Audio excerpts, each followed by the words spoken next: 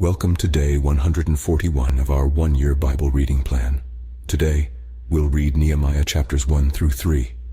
Before you begin, remember that it helps to establish a daily reading time.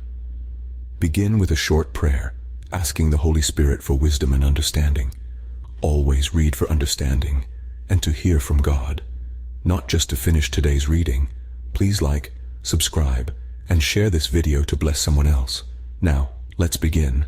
Nehemiah chapter 1 verse 1. The words of Nehemiah, son of Hakaliah. In the month of Kislev in the 20th year, while I was in the citadel of Susa, Hanani, one of my brothers, came from Judah with some other men, and I questioned them about the Jewish remnant that had survived the exile, and also about Jerusalem.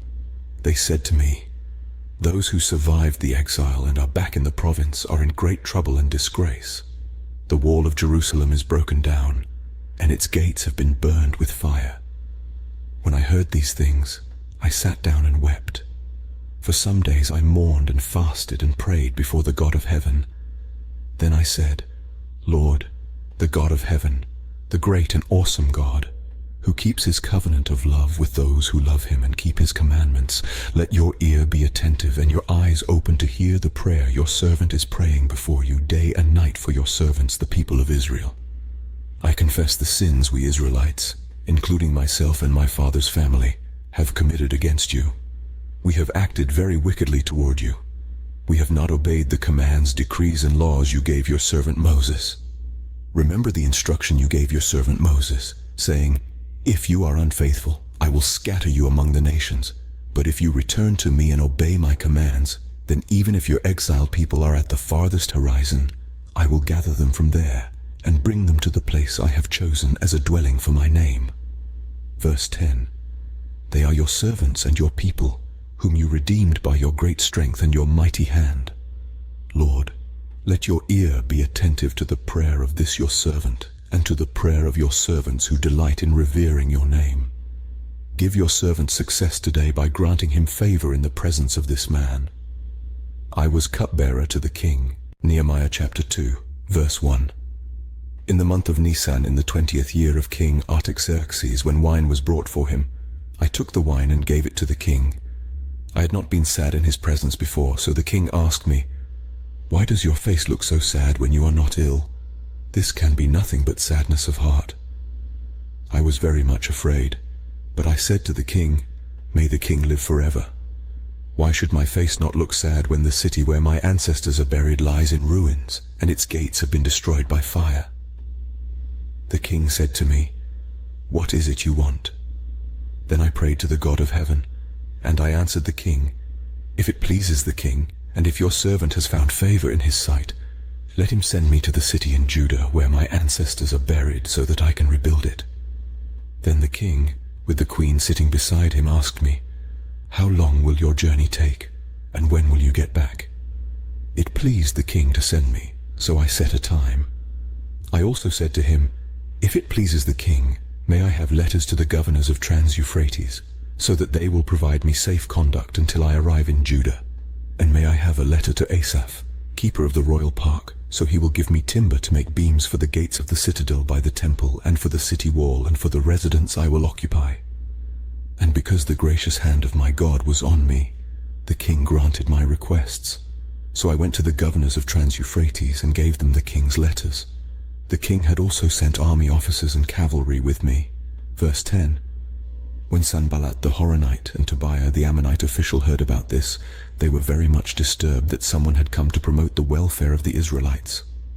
I went to Jerusalem, and after staying there 3 days, I set out during the night with a few others. I had not told anyone what my God had put in my heart to do for Jerusalem. There were no mounts with me, except the one I was riding on. By night I went out through the valley gate toward the Jackal Well and the Dung Gate, examining the walls of Jerusalem, which had been broken down, and its gates which had been destroyed by fire.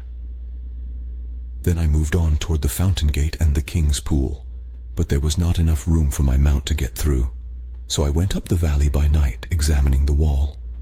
Finally, I turned back and re-entered through the valley gate. The officials did not know where I had gone or what I was doing, because as yet I had said nothing to the Jews or the priests or nobles or officials or any others who would be doing the work. Then I said to them, "You see the trouble we are in. Jerusalem lies in ruins, and its gates have been burned with fire. Come, let us rebuild the wall of Jerusalem, and we will no longer be in disgrace." I also told them about the gracious hand of my God on me, and what the king had said to me. They replied, "Let us start rebuilding." So they began this good work. But when Sanballat the Horonite, Tobiah the Ammonite official, and Geshem the Arab heard about it, they mocked and ridiculed us. "What is this you are doing?" they asked. "Are you rebelling against the king?" Verse 20. I answered them by saying, "The God of heaven will give us success. We, his servants, will start rebuilding. But as for you, you have no share in Jerusalem, or any claim or historic right to it." Nehemiah chapter 3 verse 1. Eliashib the high priest and his fellow priests went to work and rebuilt the sheep gate. They dedicated it and set its doors in place, building as far as the Tower of the 100, which they dedicated, and as far as the Tower of Hananel. The men of Jericho built the adjoining section, and Zaccur son of Imri built next to them. The fish gate was rebuilt by the sons of Hassanah. They laid its beams and put its doors and bolts and bars in place. Meremoth son of Uriah, the son of Hakkoz, repaired the next section. Next to him Meshullam son of Berechiah, the son of Meshezabel, made repairs, and next to him Zadok son of Baanah also made repairs. The next section was repaired by the men of Tekoa, but their nobles would not put their shoulders to the work under their supervisors. The Jeshanah gate was repaired by Joiada son of Paseah and Meshullam son of Besodeiah. They laid its beams and put its doors with their bolts and bars in place. Next to them, repairs were made by men from Gibeon and Mizpah, Melashah of Gibeon and Jadon of Meronoth, places under the authority of the governor of Trans-Euphrates. Uzziel son of Harhiah, one of the goldsmiths, repaired the next section, and Hananiah, one of the perfume makers, made repairs next to that. They restored Jerusalem as far as the broad wall.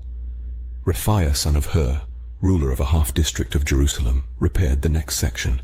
Verse 10. Adjoining this, Jediah son of Harumaph made repairs opposite his house, and Hattush son of Hashabniah made repairs next to him. Malchijah son of Harim and Hashub son of Pahath Moab repaired another section and the Tower of the Ovens. Shallum son of Halohesh, ruler of a half-district of Jerusalem, repaired the next section with the help of his daughters. The valley gate was repaired by Hanan and the residents of Zanoah. They rebuilt it and put its doors with their bolts and bars in place. They also repaired 1,000 cubits of the wall as far as the dung gate. The dung gate was repaired by Malchiah son of Rechab, ruler of the district of Beth Hakerem. He rebuilt it and put its doors with their bolts and bars in place. The fountain gate was repaired by Shallun son of Kolhoseh, ruler of the district of Mizpah. He rebuilt it, roofing it over and putting its doors and bolts and bars in place. He also repaired the wall of the pool of Siloam by the king's garden, as far as the steps going down from the city of David. Beyond him, Nehemiah son of Azbuk, ruler of a half-district of Beth-zur, made repairs up to a point opposite the tombs of David, as far as the artificial pool and the house of the heroes. Next to him, the repairs were made by the Levites under Rehum son of Bani. Beside him, Hashabiah, ruler of half the district of Keilah, carried out repairs for his district. Next to him, the repairs were made by their fellow Levites under Binnui son of Henadad, ruler of the other half-district of Keilah. Next to him, Ezer son of Jeshua, ruler of Mizpah, repaired another section, from a point facing the ascent to the armory as far as the angle of the wall. Verse 20. Next to him, Baruch son of Zabbai zealously repaired another section from the angle to the entrance of the house of Eliashib, the high priest. Next to him, Meremoth son of Uriah, the son of Hakkoz, repaired another section, from the entrance of Eliashib's house to the end of it. The repairs next to him were made by the priests from the surrounding region. Beyond them, Benjamin and Hashub made repairs in front of their house, and next to them, Azariah son of Maaseiah, the son of Ananiah, made repairs beside his house. Next to him, Binnui son of Henadad repaired another section, from Azariah's house to the angle and the corner. And Palal son of Uzai worked opposite the angle and the tower projecting from the upper palace near the court of the guard. Next to him, Pedaiah son of Parosh and the temple servants living on the hill of Ophel made repairs up to a point opposite the water gate toward the east and the projecting tower. Next to them, the men of Tekoa repaired another section, from the great projecting tower to the wall of Ophel. Above the horse gate, the priests made repairs, each in front of his own house. Next to them, Zadok son of Immer made repairs opposite his house. Next to him, Shemaiah son of Shechaniah, the guard at the east gate, made repairs. Verse 30. Next to him, Hananiah son of Shelemiah, and Hanun, the sixth son of Zalaph, repaired another section. Next to them, Meshullam son of Berechiah made repairs opposite his living quarters. Next to him, Malchiah, one of the goldsmiths, made repairs as far as the house of the temple servants and the merchants, opposite the inspection gate, and as far as the room above the corner. And between the room above the corner and the sheep gate, the goldsmiths and merchants made repairs. This concludes Nehemiah chapters 1 through 3 for day 141. We hope you're enjoying these daily videos. Remember to check the description box for links and resources. Thank you for watching. Please like, share, and subscribe. Your support helps spread God's word to reach more people on YouTube. We'll see you in the next video for our day 142, reading